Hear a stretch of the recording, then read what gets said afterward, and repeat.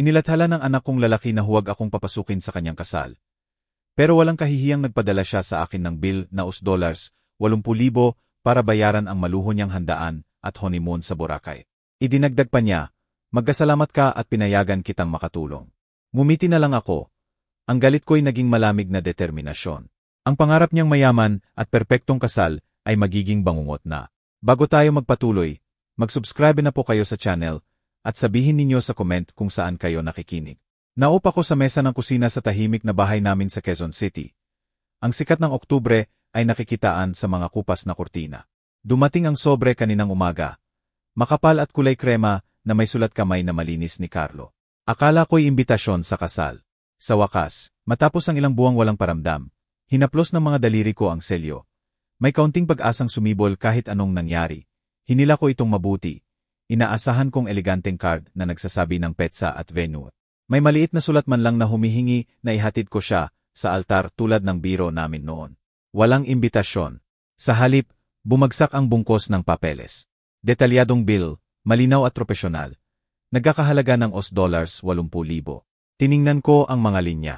$50,000 para sa rental ng malaking bahay sa La Mesa Eco Park na may magandang hardin at chandelier na kristal.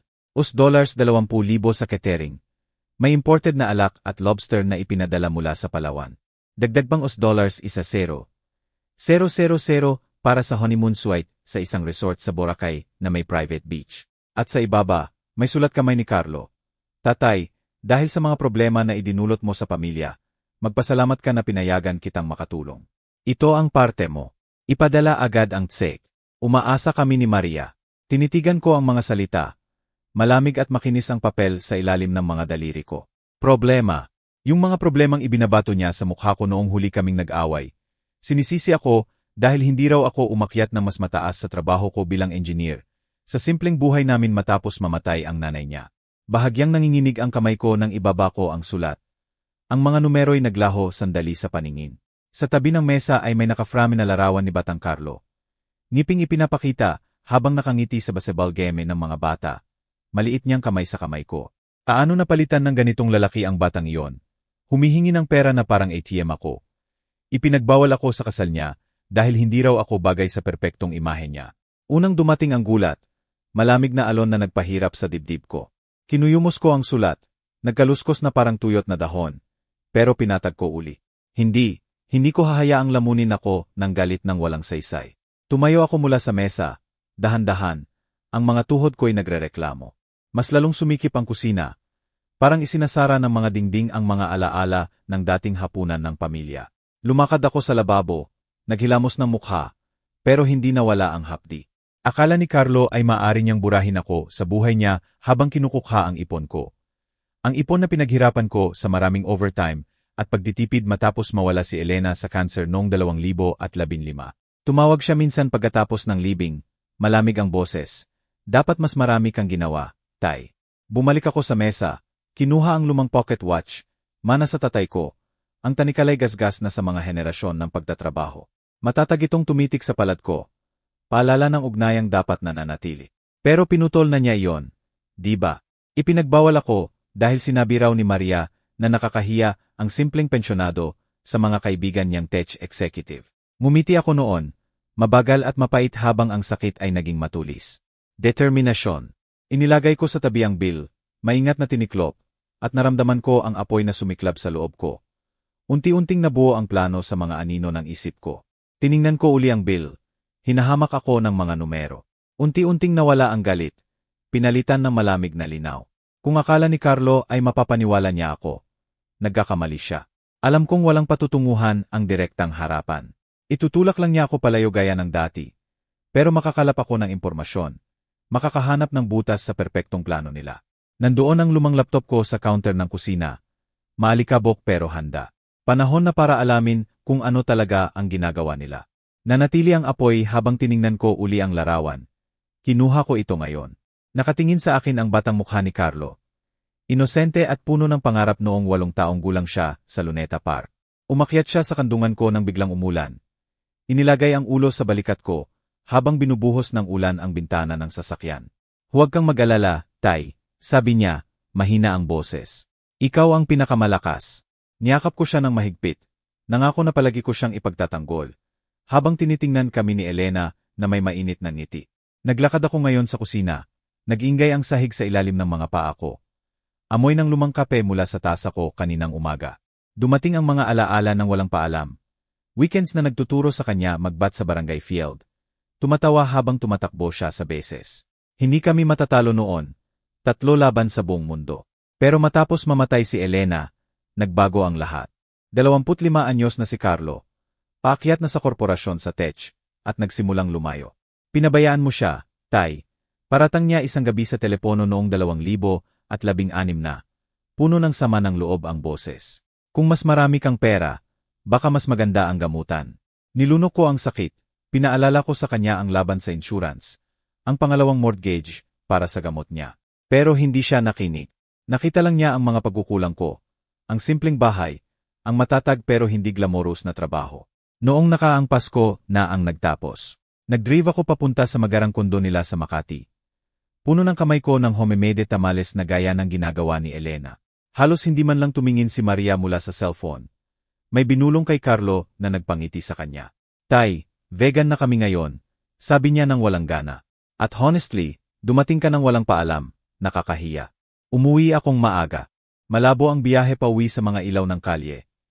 Parang lumana ako sa makintab nilang mundo. Ngayon itong Bill, ang huling insulto.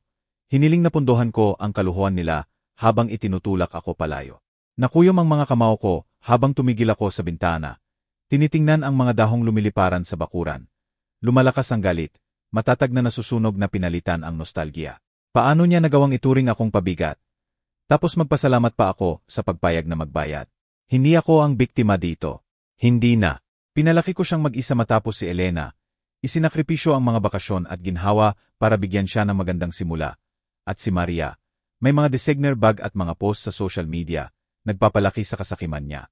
Hindi, ang pagtataksil na ito ay kailangang may parusa. Nanumpa ko noon, tahimik pero madiin. Nagagawin kong aralin na hindi nila malilimutan ang perpektong araw nila. Nagsimulang umulan sa salamin, sumasalamin sa bagyo sa loob ko. At tumalikod ako. Ang determinasyon ko'y tumigas na parang bakal. May sandaling pag-alinlangan. Matanda na ba ako para sa laban na ito? Pero itinaboy ko ito. Hindi tungkol sa edad ang hustisya. Tungkol ito sa dignidad. Sa ganitong pag-iisip, kinuha ko ang laptop sa counter. Ang malamig na metal ang nagbigay lakas sa akin, habang naghahanda akong maghukay ng mas malalim. Umiling ang laptop sa papagitan ng liwanag ng kwarto. Ang screen ay nagbigay ng asul na liwanag sa magulong mesa. Naupo ako sa upuan. Ang ulan ay matatag ng tumutunog sa labas, at binuksan ang browser ng may layunin. Private ang mga profile ni Carlo, pero hindi kay Maria. Mahilig siyang magmayabang. Nag-scroll ako sa mga post niya, bawat isa'y parang saksak. Excited na sa dream wedding namin sa La Mesa Eco Park. #blessed #luxury living, lumitaw ang petsa. Nobyembre 15, 2024, ilang linggo na lang. May mga larawan ng malaking bahay, ang grand ballroom na may chandelier, na parang brilyante. Humigop ako ng murang red wine na inimpok ko. Ang mapait na lasa ay nagpatalas ng focus ko. Mas malakas ang aksyon ngayon. Wala nang pagmumuni-muni. Nagsulat ako ng notes sa papel. Venue, La Mesa Eco Park, 50K rental. Caterer, Elite Events, farm to table para sa 200 guests. Photographer, isang high-end na si Elian Vargas. Link ng portfolio sa comment ni Maria. Magaganda ang shot suon. Caption ni Maria na may heart emojis. Nag-away-away ang loob ko. Dapat ko bang harapin siya ng direkta? Hindi, bibigyan lang siya ng kasiyahan na itakwil ako. Mas mainam na sirain mula sa dilim. Maramdaman niya ang pagkawala ng kontrol na kinatatakutan niya. Bawat tab ay nagbubukas. Site ng wedding planner na si Marco Reyes. Bio niya'y nagsasabing seamless events para sa mga piniling kliyente. May common contact sa LinkedIn na nag-confirm na siya ang humahawak. May lumang kasamahan ni Carlo na nag-click sa post tungkol sa booking. Detalye ng honeymoon mula sa promo ng travel agency. Boracay Private Resort, Overwater Villa, lahat binabayaran ng bill na ipinadala sa akin. Sumiklab uli ang galit ko sa video na ibinahagi ni Maria na sinusukat ang gown. Nakangiti si Carlo sa tabi niya. Si Daddy ang magbabayad ng party. Indirectly, biro niya sa comment, may wink emoji. Indirectly, ang lakas ng loob ang nagpaalab sa akin. Nag-cross-reference ako ng vendors, gumagawa ng listahan. Florist, EJ, kahit ang limo service. Nakakagulat ang kaluhuan, higit pa sa kaya ng sweldo ni Carlo kung wala ang tulong ko. May pag-aalanganin na pumasok. Masyado bang malayo ang paghihiganti? Pinipanganib ang natitira pang-ugnayan ng pamilya. Pero naalala ko uli ang sulat niya, ang mapang-uyam na pribilehiyo, at nawala ang pag-aalangan. Tungkol ito sa sariling halaga, pagtuturo sa kanya na may kapalit ang kasakiman. Matatag na ang mga kamay ko sa keyboard nang makita ko ang numero ni Marco Reyes, ang planner sa gitna ng lahat. Malalim ang hininga ko, oras na para tumawag. Simulan ang pag-unravel ng perpektong tela nila. Sinulid sa sinulid. Kinuha ko ang cellphone, mga daliri nakatigil sa dial pad. Tumunog ng 2 beses bago sumagot ang makintab na boses. Marco Reyes Events. Si Marco ito po. Paano ko po mapapaganda ang araw ninyo? Sumandal ako sa counter ng kusina. Malamig ang receiver sa tainga. Pinapatatag ang hininga. Hello, Marco. Ako po si Ramon Cruz. Tatay ni Carlo Cruz, yung magbabayad ng kasal niya. May pause, tapos bumuhos ang init sa tono niya. G. Cruz, sinabi ni Carlo na tatawag kayo para i-finalize ang bayad. Sobrang thrilled kami na kayo ang mag-aambag sa espesyal na event na ito. Fully booked ang lamesa, at maganda ang vision ni Maria. Pinakinggan ko siyang magkwento sandali tungkol sa floral arches at string quartet. Ang isip ko'y nagiging matulis na talim. Actually, Marco, mas gusto ko po sanang personal itong pag-usapan. Pwede po ba tayo magkita bukas? May mga detalye po akong kailangan linawin. Mabilis siyang pumayag. Imungkahi ang opisina niya sa Ortigas ng 10 oras am. Binaba ko ang telepono. Ang click ay umalingaw-ngaw sa tahimik na kwarto. At nagbuhos uli ako ng wine. Iniikot-ikot habang inaaninag ko ang mukha niya kapag tumama ang katotohanan. Wala nang pagtatago sa likod ng sulat at bill. Sumandal ako sa upuan. Adrenaline ang dumadaloy sa akin. Ang meeting kay Marco ang unang hakbang.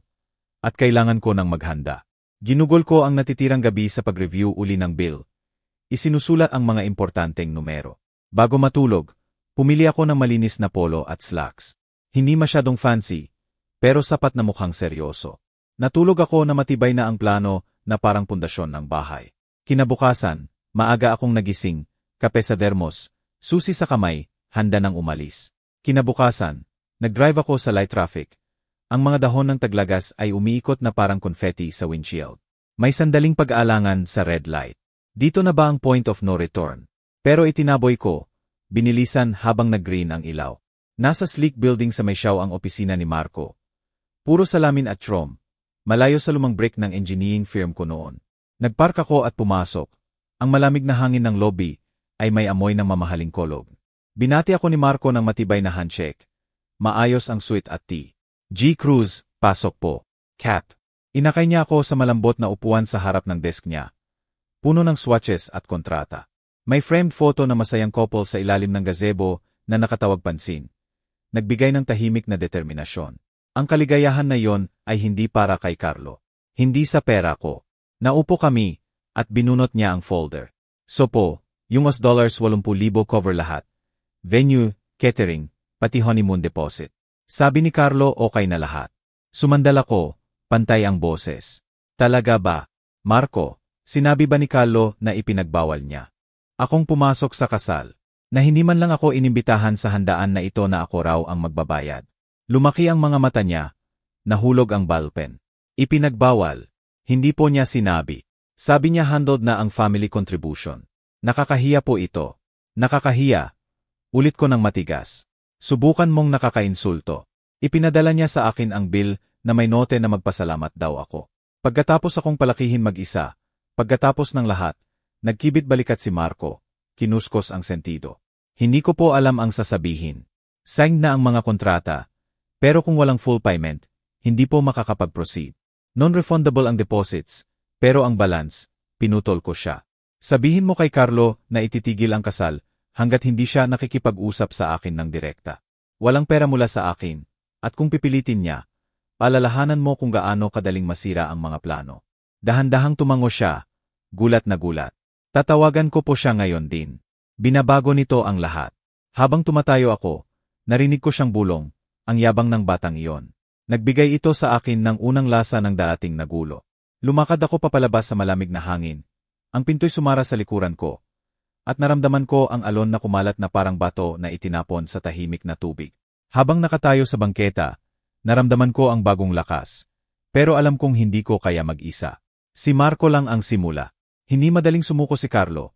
At kailangan ko ng mga mata at tainga na mapagkakatiwalaan. Lumutang ang pangalan ni Alex sa isip ko. Nakasapa rin ang numero niya sa cellphone ko kahit ilang taon nang walang komunikasyon. Mas kilala niya si Carlo kaysa sa iba. At bagong trabaho niya bilang private detective ay magagamit. Habang nakasakay sa kotse, malalim ang hininga ko, nabuo na ang plano, at nagsimulang mag-scroll sa contacts. Walang missed call, pero alam kong hindi magtatagal ang katahimikan. Habang papunta pa uwi sa expressway, napadako ang isip ko sa mga kaalyado. Nag-scroll sa contacts, tumigil sa pangalan ni Alex, hindi pa rin nabubura kahit ilang taon. Best friend ni Carlo noong bata pa. Itinakwil ng umakyat ang ambisyon. May mabilis na alaala. Si Alex noong 12 anyos, dumating sa pinto namin pagkatapos maghiwalay ng magulang. Si Elena ang gumawa ng mainit na tsokolete, habang naglalaro kami ni Carlo ng baraha para aliwin siya. Tinawagan ko bago pa makapagdalawang isip. Alex, si Ramon Cruz ito. Matagal-tagal na. Gulat pero mainit ang boses niya. Tito Ramon. Nga po. Kumusta na po kayo? May problema ba? Hindi naman talaga. Pag-amin ko. Magpapakasal si Carlo, pero komplikado. Pwede ba tayong magkita? Kailangan ko ang expertise mo. Balita ko private detective ka na raw. May photography skills pa. Tumawa siya ng mahina. Naku, kumakalat ang balita. Siege po. Sa lumang cave sa may timog, 1 oras. Pumayag ako. Binaba ang telepono habang papasok sa driveway. Mas buo ang pakiramdam ng bahay sa layunin na pumupuno dito. 1 oras ang lumipas. Nakaupo ako sa sulok ng cave. Amoy ng bagong bake na pandesal kasabay ng mga dahon na nakikita sa bintana. Dumating si Alex, mas matangkad kaysa naalala ko. Matalas ang mata ng detective at may daladalang kamera bag. Magkakamay kaming matibay, matatag ang hawak niya. Tito, maganda pa rin po ang hitsura ninyo. Sorry po kay Tita Elena. Parang nanay ko rin po siya. Salamat, Alex. At Ramon na lang. Bigyan kita ng kape. Inabutan ko siya. Ipinagbawal ako ni Carlo sa kasal niya. Pero nagpadala siya ng bill na 80K. Hindi ko babayaran. Lalaban ako. Tumaas ang mukha niya. Ganyan talaga siya. Iniwan ako noon nang hindi ako gumawa ng peking reference para sa trabaho niya. Sabi niya nahihila ko raw siya pababa sa maliit kong gigs. Tumango ako. Marahan ang pagtatanong. Marami raw ganyan. Ginagamit ang iba para umakyat. Naman, sabi ni Alex, sumandal, puno ng dating sakit ang tono. Sa college, hiniram niya ang project ideas ko, inangkin. Nang sinita ko, ghosted ako. Si Maria ganoon din. Puro image. Naglano kami habang nagre-refill. Magdodocument siya ng kasal mula sa labas. Kukunin ang anumang gulo sa litrato at video. Handa para sa publik kung kailangan. May pamilyar na kumaway mula sa counter. Si Aling Reyes mula sa barangay, nagpatawa.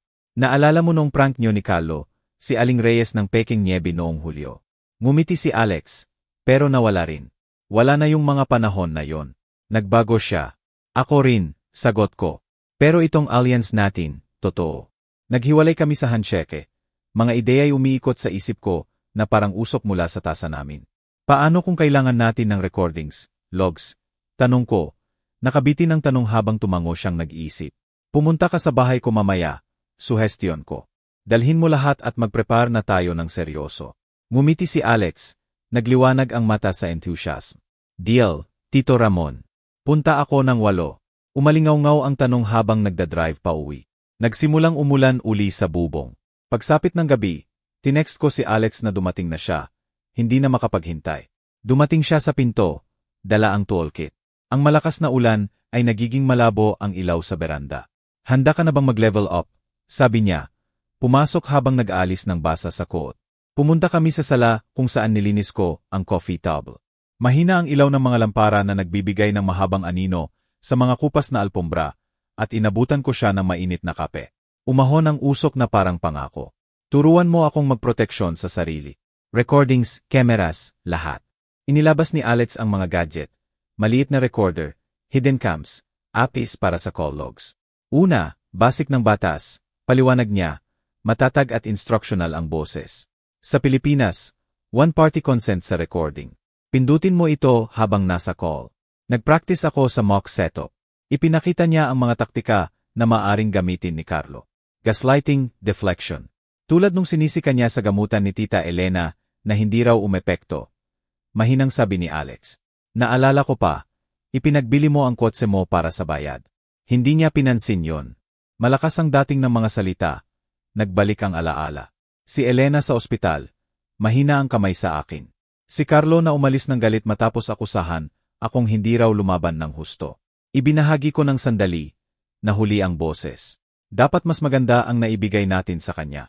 Binigay mo lahat, sagot ni Alex. Mahina pero matatag. May utang na loob ako. Noong maghiwalay ang parents ko, pinatuloy mo ako dito, tinuruan mo ako ng math. Tinatawanan lang ni Carlo, sinabing mahina raw ako. Tahimik kaming nagtoast sa mga tasa namin para sa hustisya, hindi paghihiganti. Tinuruan niya ako sa paglalagay ng kamera. I-angle mo dito sa pinto, kita ang mukha. Tinest ko isa, malinaw ang feed sa phone ko. Lumakas ang pakiramdam ko habang nag-stabilize ang imahe. Pero habang humihuni ang device, may bagong naisip. Paano kung tumawag si Carlo ngayong gabi? Hindi tumawag si Carlo noong gabing iyon.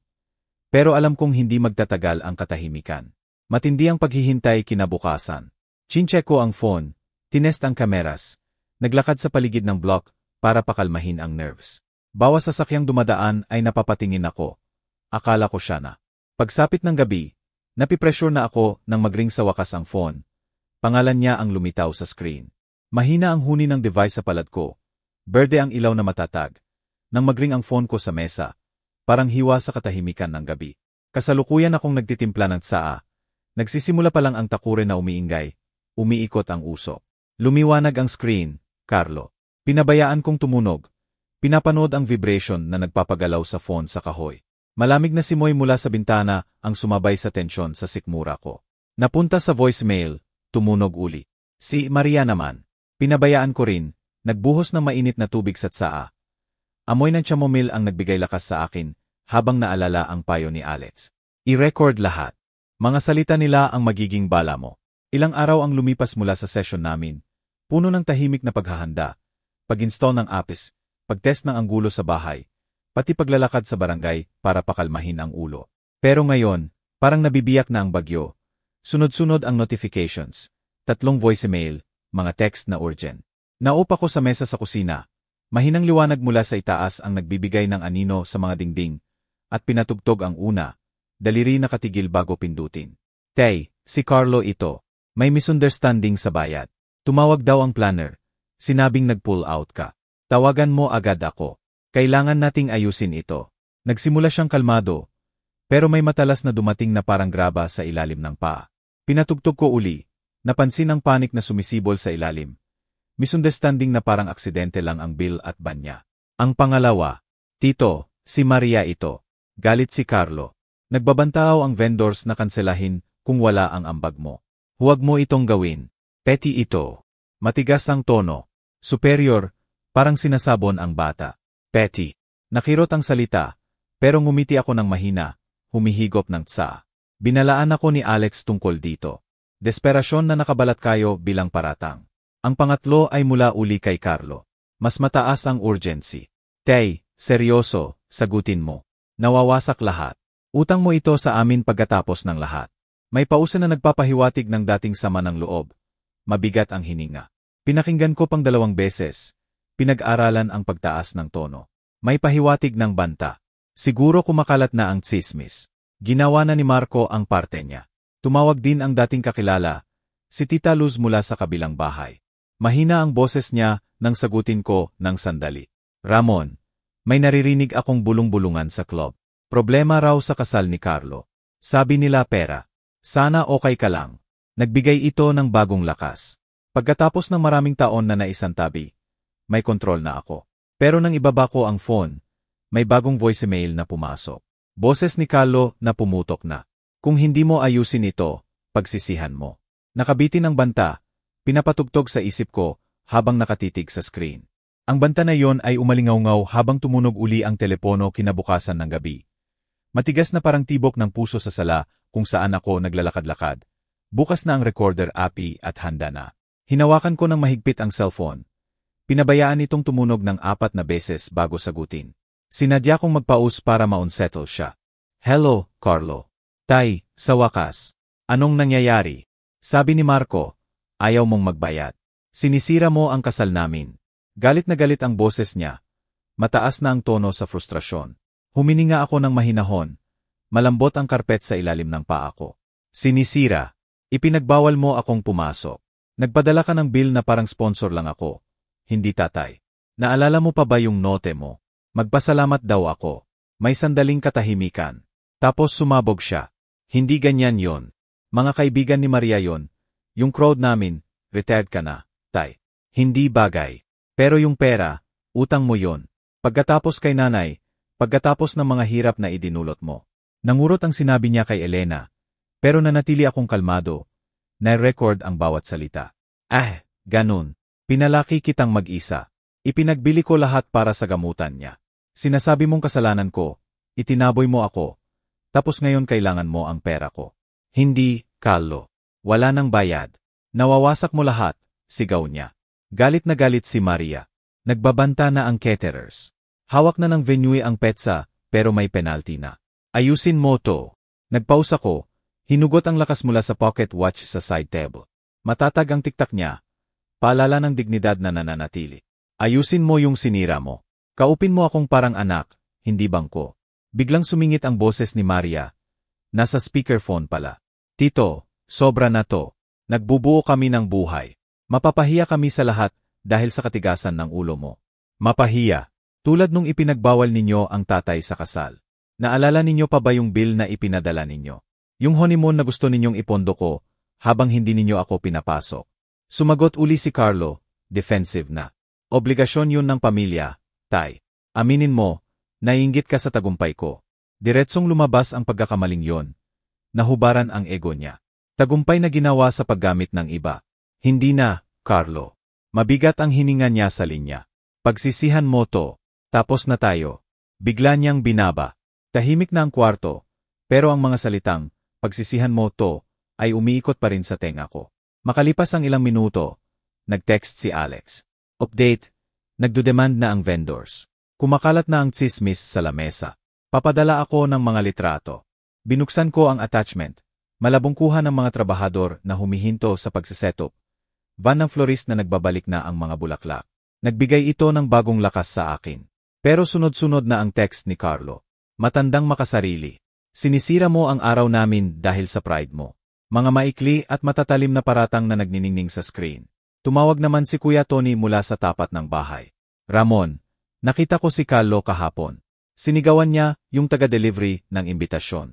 Ang yabang, para raw siyang may-ari ng venue. Sismis na sa buong barangay. Vendor na raw umaatras. Kung kailangan mo ng backup, andito lang kami. Salamat, Kuya Tony. Ano pa ang nangyari? Nagalit sa konting gusot ng envelope. Sabi niya raw, alam ninyo ba kung sino ako? Si Maria nanood lang. Grabe, Ramon. May komunidad ka dito. Wala siya. Nang ibaba ko ang telepono, may bagong text mula sa hindi kilalang numero. G. Cruz, tungkol po sa cancellation fees ng kasal.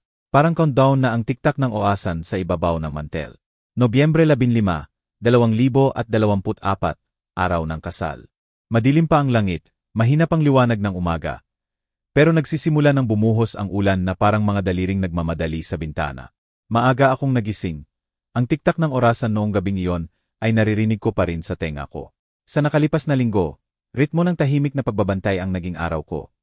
Chine-check ang update ni Alex. Binabaliwala ang nag-iinit na text ni Carlo. Naglalakad sa malamig na hangin ng Quezon City para pakalmahin ang nerbiyos. Ngayon, chinek ko ang weather app. Buong araw na ulan. Perpektong salamin ng bagyo na ako mismo ang nag-orkestra. Nagtimpla ako ng kape, puno ng amoy ang kusina, at naupo sa mesa na handa na ang cellphone. 7 orasan pa lang, text na agad si Alex. Nasa lamesa na ako.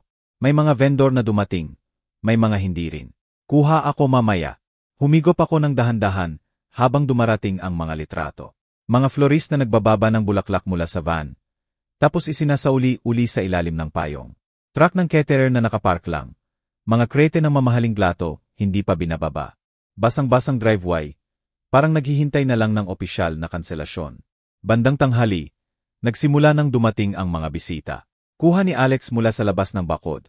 Mga grupo ng tao na naguguluhan sa ilalim ng tent. Payong na namumukadkad na parang itim na bulaklak. May narinig siyang bulungan. Nasaan na yung setup? Pinabayaan kong mag-vibrate ang phone ko sa mesa. Sunod-sunod na tawag at voicemail ni Carlo. Pinatugtog ko ang isa. Tay, ipadala mo na yung pera ngayon na. Sinisira mo lahat. Pinagbabantaan na kami ng management na isara ang venue. Tila bumabalik sa dati niyang yabang ang boses niya. Pero may latoy na ng pagmamakaawa. Isang kuha pa ni Alex ang nagpahitit sa dibdib ko. Si Maria sa kanyang wedding gown, basang-basa na sa ulan. Mukha'y gusot na gusot, parang luha ang tubig sa mga bintana sa likuran niya. May sandali akong naawa, pero naalala ko uli ang nakakainsultong note, ang pagbawal sa akin, at nawala rin agad ang awa. Hustisya ito. Hindi kailangang maging malambot. Hapon na, report ni Alex. May mga bisita nang umuwi. Kumakalat ng tsismis. Away pamilya dahil sa pera. Nasa loob ako ng bahay. Matindi ang ulan sa labas. Habang iniimagine ko ang kahihiyan na nangyayari doon. Isa pang voicemail ni Carlo. Tay, please, I wear muna. Natatawa na yung mga bisita. Tulungan mo ako. Pero nang tumunog uli ang telepono, pinabayaan ko uli sa voicemail. Sa kalagitnaan ng ring, biglang may malakas na katok sa pinto. Matigas, madalian, kasabay ng buhos ng ulan. Dahan-dahan akong lumapit, sumilip sa butas. Si Carlo at Maria. Basang-basa, nakapajama pa sa ilalim ng mamantikang jacket. Buhok nakadikit sa mukha. Mukha'y maputla at pagod na pagod. Binuksan ko ang pinto ng bahagya. Sumisingaw ang malamig na ambon. Anong ginagawa ninyo dito? Tinulak ni Carlo ang pinto.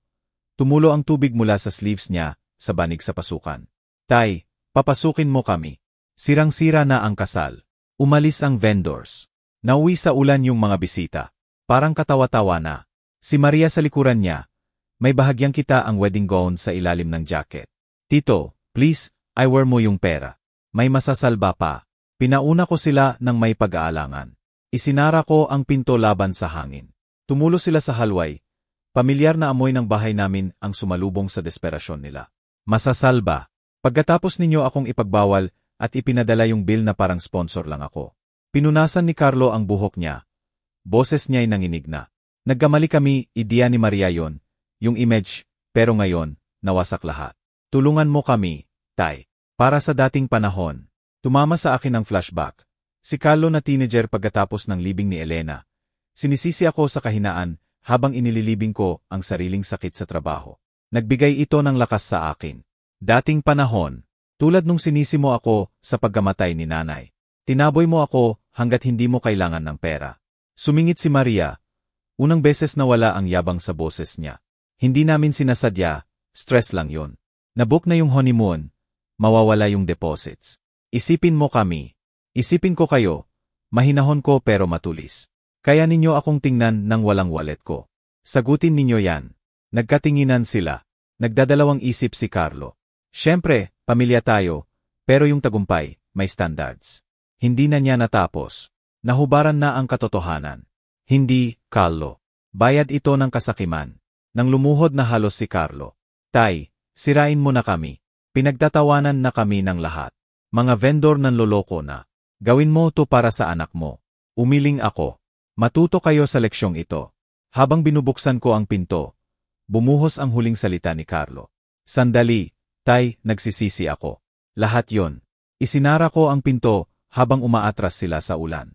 Ang mga ilaw ng kotse nila'y tumago sa dilim bago nawala. Iniwan ang bahay sa masarap na katahimikan. Pagkalipas ng ilang araw, unti-unting humupa ang lahat. Tinawagan ako ng mga kapitbahay na kuryoso. Sinunog ko ang orihinal na bill sa fireplace. Isang gabing tahimik, abo na lang ang natira, simbolo ng paglaya. Isang linggo pagkatapos, text ni Alex. Full cancellation na. Partial refund lang sa estate, pero reputasyon nila bumagsak. Salamat sa fallout, may mga bagong client ako. Tumawa siya sa linya. Tapos ka na, Tito Ramon. Walang laman na tent ang litrato ko. Umuwi ng basang-basa yung iba. Ang yabang niya, ngayon siya ang natutong bumaba. Nagwentuhan kami tungkol sa mga dating kalokohan, at napag-usapan din ang mga susunod na plano. Siguro magbabakasyon ako, malaya na. Isang araw, biglang email mula kay Tita Luz. Ramon, salamat sa inspirasyon mo. Naalala ko uli ang tunay na halaga ng pamilya. Coffee soon. Nainit ang puso ko. May mga bagong kalyado na lumitaw mula sa gulo. Sa harap ng tasa ng kape, binulong ko sa sarili. Para sa dignidad na nabalik. Mas buo na ang bahay, hindi sa gamit, kundi sa sariling halaga. Maaring masakit ang aral kay Carlo, pero kailangan iyon para sa paglaki. May mga pahiwatig ng pagsisisi niya. Baka nakatanim na ang buto. Nang tuluyang tumila ang ulan at sumikat ang araw, lumabas ako sa beranda. Malamig ang hangin at maliwanag ang langit. Bagong landas na ang nakabukas sa harap ko. Kung nagustuhan ninyo ang kwento, pakilik po ang video, mag-subscribe sa channel, at i-comment ang inyong reaksyon. Para sa susunod na kwento, i-click ang box sa kaliwa. Maraming salamat sa panonood.